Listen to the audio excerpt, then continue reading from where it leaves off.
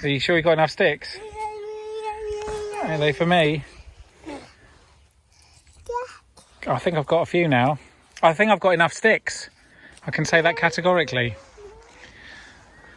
This is the view. That's where we've come from. This is near Farley Green in Surrey, east of Guildford. Welcome to another episode of Toby Stupid Vlog.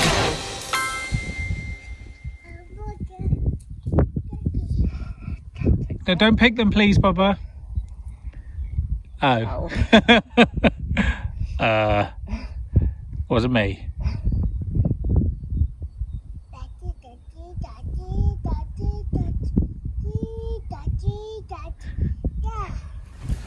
Hello everyone and happy Wednesday. So it occurs to me I've filmed almost nothing so far this week, and that's happening increasingly at the moment. There's just a lot there's a lot going on in life. So let's give you some backstory, what we've been up to since Saturday, if I can remember. So Saturday we didn't do an awful lot. We went for a bit of a walk. Sunday we went into Kew Gardens and met up with Adam and Corin and Chloe, which was really nice. I'd like to do that more. That was great fun. Babies exploring Kew, very amusing. Monday was a bank holiday and we were due to go to Alex and Anna's and the boys for barbecue, but the weather was crap, so we actually didn't. We postponed that by a couple of weeks, and instead we just had a take it easy day. And yesterday the car had to go in for a service. It was due a service last year, but COVID got in the way and it was very difficult to organise one, so we had this year's one. All good, everything good, because we're off to Kent on Friday. Yeah, this is what walking home from the nursery looks like, in so much as it's not a lot of walking and there's a lot of exploring puddles and gravel and sticks. Yeah, and you know, blossom and anything else that's on the floor. Anything that can make a mess basically gets a really thorough examination. There's another stick, good. Hello, happy Friday. We're on holiday. As of now, we've arrived at Polesden Lacey, which is our first stop on the way to Kent. We thought we'd come to a National Trust because, one, the weather's lovely, two, we could get tickets, which is in itself an achievement, and three, it's somewhere for Amelia to have lunch before we then get in the car and drive to where we're going to have lunch. She can have a sleep because she eats about 11:30. It was a bit early for us. She's much more into the puddles than she is everything else, but that's fine. You know, it's something. So we're going to go and find a little spot. We're only here for an hour or so. Then we're going off to Hawkhurst, which I think is actually in East Sussex, before we get to Kent, and we're going to go and have some nice food. But for the time being, there's a lot of puddle jumping. We have arrived at Pickle Cottage. Our own pickle is currently oh, that's anyway, this is our view. This is the main house with oast and what have you. This is our little private garden. This is our cottage. We'll have a quick guided tour. Living area, kitchen, living. Lovely beam ceiling. That's our room. Before we messed it up, it looks nice. Little patio. And then if you come down this way, you come to the second bedroom, which is where Amelia will be staying. Which again is the piggy room. It's got two single beds. And then we have a shower room again. Have you already washed your hands? Yeah. Okay, good. Can we open the door, please? Thank you. That's our pickle cottage there. It's been raining quite heavily this morning. We went to 2 farm shops. Amelia decided to throw up between the 2 of them. This is the main house. That is the second cottage slash carport, and this is the amazing lake which has an island with chickens on it, which makes it very fox proof. And there's the chickens.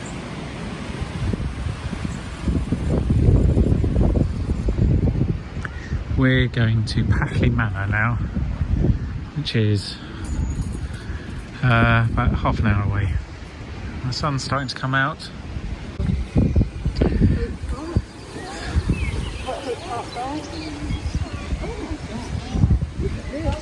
So we have come to Pashley Manor Gardens, which have the most amazing tulips everywhere you turn.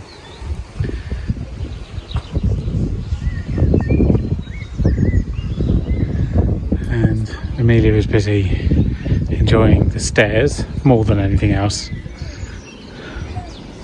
Brilliant stairs, what can you say? And we've been around the grounds, we've been to the Bluebell Woods, which is stunning, down there. I'll try and show you the front of the house.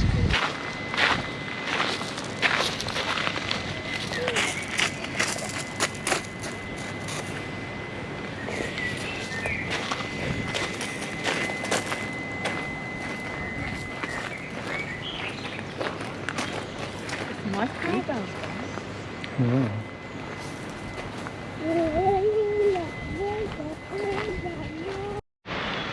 Come on, tiny one.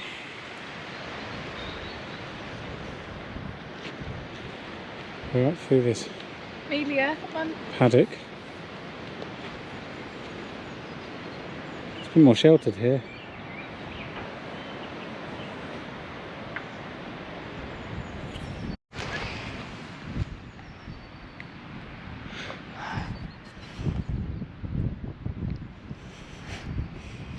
Just poke the lens, why don't you?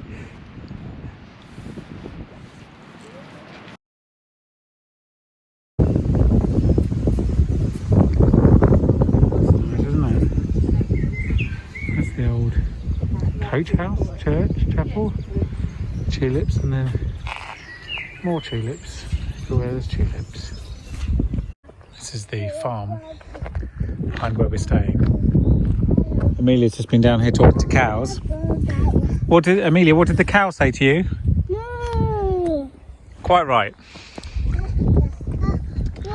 She's finally found a language that she completely owns, and it's cow. So that's reassuring. There's a bull in there. A couple of bulls actually. Are you talking to the cows? What are they saying?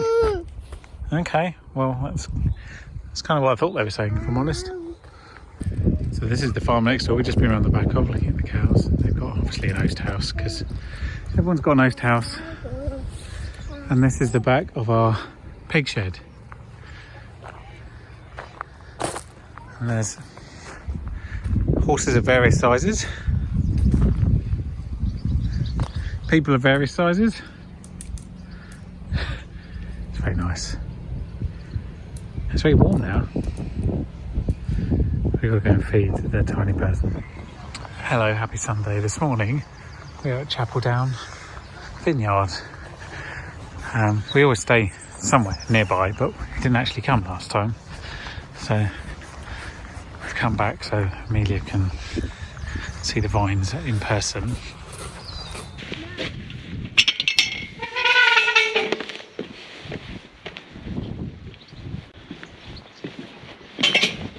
There's the cows. Oh,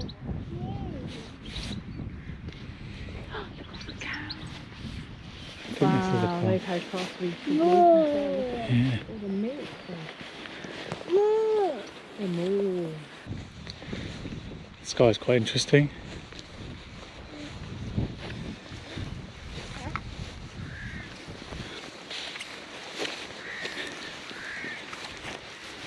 There's a nice double oast and clackerboard farm. Some horses up there. in the field. Lots of cows over there. We are walking towards this hill. We're not going up it, we're going round it. There's a river runs along the bottom. We're going to go along the river and then we turn off to where we were last night, where the farm is next to our cottage. It's a nice field. Bluebells in the woods. No sheep in the fields. Look at this insane sort of hipster.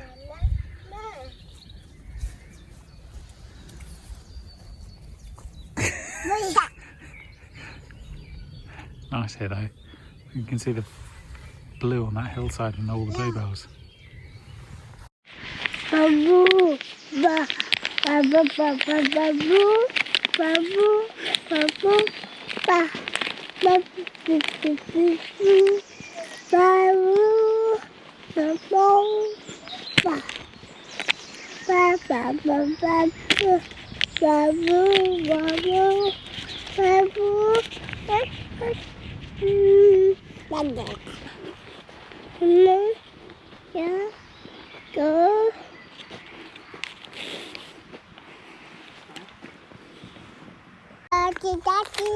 Thank you. It's a lovely walk. We're going past this lovely lake on the right. I'll show you in a minute when it opens out. On the left is just a sea of wild garlic and bluebells. You can smell the garlic. It's that strong. And then there's bluebells in the woods beyond, a carpet of them. It's lovely. There is a buoy there, so I'm guessing somebody has a boat. It's a long lake. It's called L-shaped lake, which is a brilliant name. It's sort of a lowercase L with a little booty bit at the bottom. That's where we've just come up, isn't it? We've just come up that lane. We're back to where we were yesterday evening for a little walk. Bye-bye, Daddy. Saying bye-bye. Bye-bye, Daddy. I think you're coming with me. That's Mummy up there.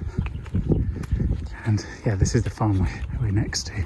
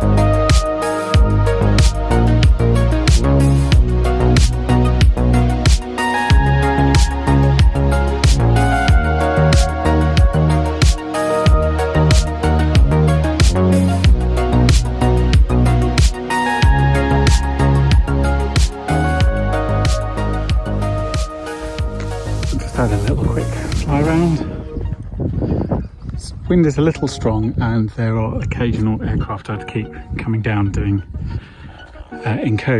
emergency incursion, which is where you have to reduce your height immediately when you spot an aircraft. So not ideal. So although it's a designated place where you're allowed to fly, it's also a little bit hit and miss, but with some nice shots. I'm going to carry on my route back through the woods and yeah, go and get the car. The smell of garlic is overwhelmingly strong and wonderful. If only we needed any wild garlic. Tonight we are having Cajun chicken, but it's pre-Cajuned, so yeah, I don't think I need any garnish. Nearly back to the car. Just 3 more fields, including this one. It's a lovely walk, but as I say, it's very short. The character changes a couple of times, so it makes it feel like you're travelling further than you really are. The Kent countryside is beautiful, despite the sort of terrible Brexitiness of the area. It doesn't take away from the nature, which is still stunning. So that's why we keep coming back, because as I think I mentioned, this is a 3rd time inside of 2 years, so, and always around the same area, which is High Weald is the area of Kent, and it's very close to the East Sussex border. In fact, you crisscross it a lot when you're visiting things, and it's the home of oast houses. They're everywhere and they're stunning, and it's one of the most architecturally unique things about this area, as well as sort of white clackerboard finish houses that not dissimilar architecturally sort of New England. It's lovely part of the world, and it's very rural and very quiet, and it's a lovely place to detune for a bit.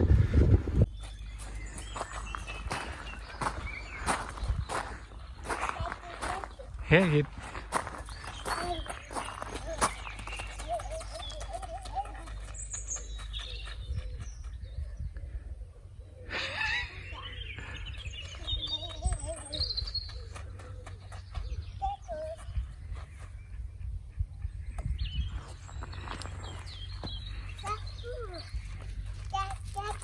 I think she's probably played enough catch today.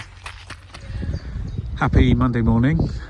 We have left the cottage and we've come round to Bull Water, B-U-W-L. Bull? Anyway, here it is.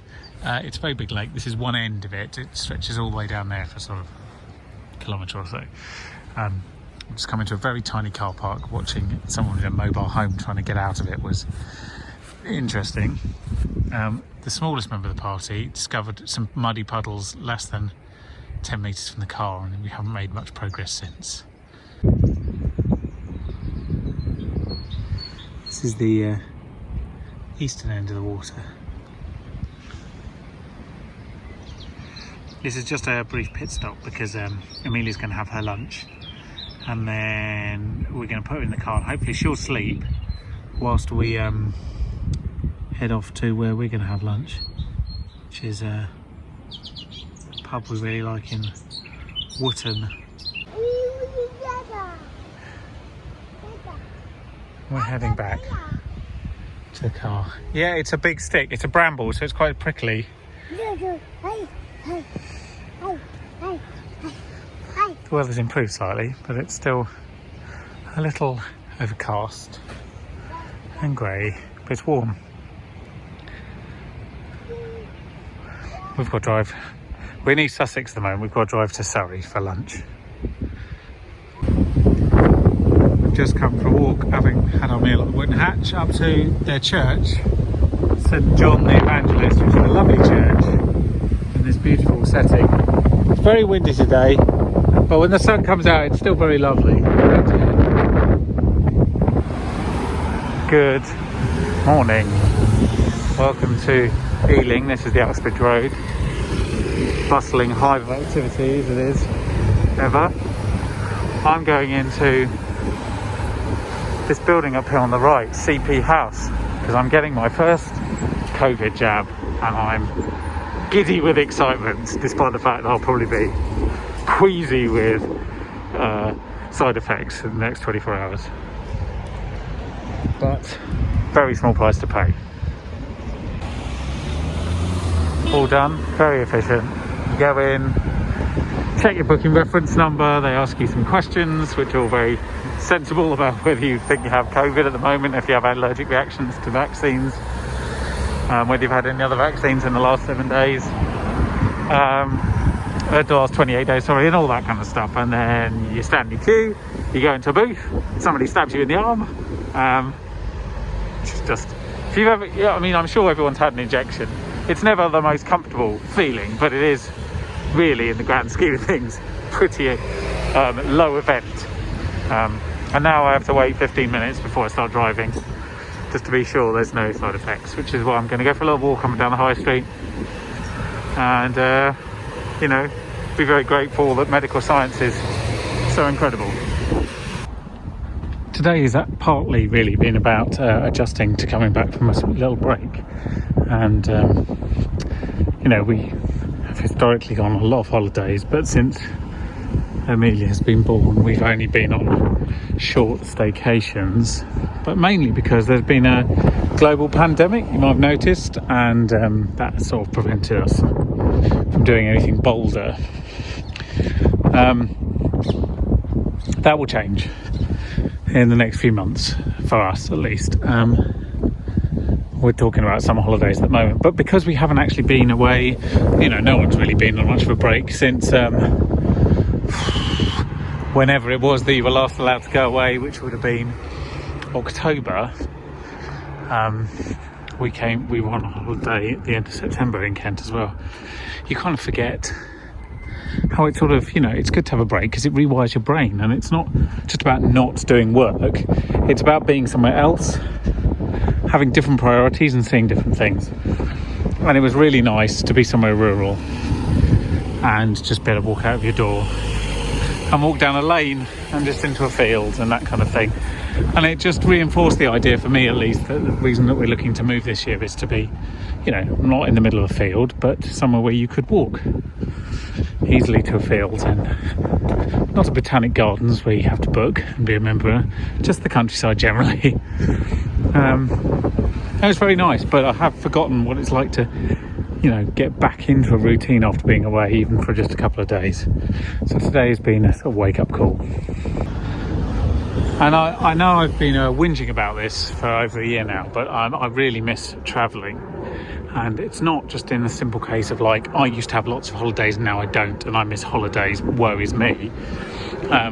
Sure, there is an element of that, but actually the more I think about it, the more I've been thinking about it over the last year, it's more than that. It's not being on holiday that I miss, it's being in a different culture. That is the nature of it. And you know, Britain is an interesting place and has a lot of interesting cultural history, but I think culturally now it's not what's the word I'm looking for? It's not a place I really want to be, and it's not because of how culture has diversified over the years. It's exactly the opposite. It's because of this hardening of the sort of privileged sort of white middle classes that have kind of so distraught are they by the idea that they're not the only power brokers anymore, that they've turned into this sort of loveless, small-minded kind of core of Britain, and that's what I strongly dislike. And you know, we're not the only country that's true of, but it was something that for the last couple of decades had not been the case. We've been moving away from that. We've been moving towards a much more sort of compassionate and broad society, and over the last 10 years, maybe slightly less, last 6 or 7 years certainly, we've been moving back towards this sort of dumb empire Britain that sees itself as something much greater than it really is, that harks back for the bad old days when you know, equality wasn't a thing, and when people didn't have to worry about being nice to each other.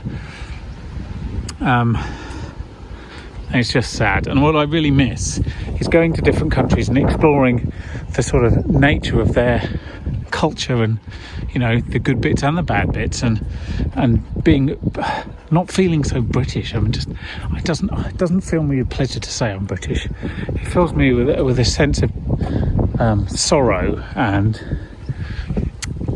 leaves me slightly ashamed. And that's why when people ask what my ethnicity is, I say white European. I think that's a better assessment of where I am both descended from and sit culturally. And so, to be bold about it, what I miss is that Europe is my homeland and this is not. That's how I can best identify it, what I feel, and not being able to go home for over a year. Now, Britain obviously used to feel just European enough that I could stomach it, and knowing that I could leave whenever I liked. Free movement was a thing. I could get a job and do some other things in other countries, and I know, sure, there's all sorts of practical considerations, but the legal part of it and the ease of it and the alignment meant that was a definite possibility, and that's gone. And that's partly Brexit related, largely Brexit related, but it's also COVID related. The legal challenges of leaving the country. And I can't any longer feel like this is a European nation, regardless of where it sits on a map, because instead of being cooperative, we're antagonistic, and we make things difficult when they don't need to be. I miss the mainland, and I want to go back. Hello there, good afternoon. I'm on my way to pick up Amelia from nursery. Just thought I'd give you an update on the past 24 hours since I had my jab. So yesterday afternoon I felt absolutely fine, like no pain, nothing. Felt completely like nothing had happened, to be honest. And then when we got to just after dinner last night, 8 o'clock, I started feeling very lethargic, which I was expecting, and then sort of just a bit like you do when you got a cold, sort of just worn out and just tired. And so I went to bed about 9 o'clock and had probably the worst night's sleep in living memory. I was up every hour or two, hot sweats, cold sweats, really powerful headache, really nasty. So I took some paracetamol, as they said you should. Tried to go back to sleep, didn't really. Woke up every couple of hours, what have you. This morning I felt terrible, like the world's worst hangover, if you can imagine. And then took some more paracetamol, had to get back to work, had a meeting, had a podcast record. By about 1:30, started feeling a bit human again, and it's been slowly improving throughout the day. I'd say I'm about 80% back to normal now, but certainly not a very pleasant experience. So yes, it does appear that the AstraZeneca version of the vaccine seems to give far more side effects than the others. Still, I have zero regrets. Like, it's far more sensible to put up with a day of discomfort, and so I recommend that everybody does. It seems that the Moderna and Pfizer vaccines, because they're developed differently, have less pronounced side effects less frequently. But I mean, what's it matter? Like, really, a day of discomfort? It's a bit annoying, but I don't really think it should even measure into your calculation about whether being vaccinated is a good idea or not. So anyway, the sun's out, the weather's nice, I've come out for a walk and I feel mostly back to normal. So hopefully tomorrow, normal service will resume.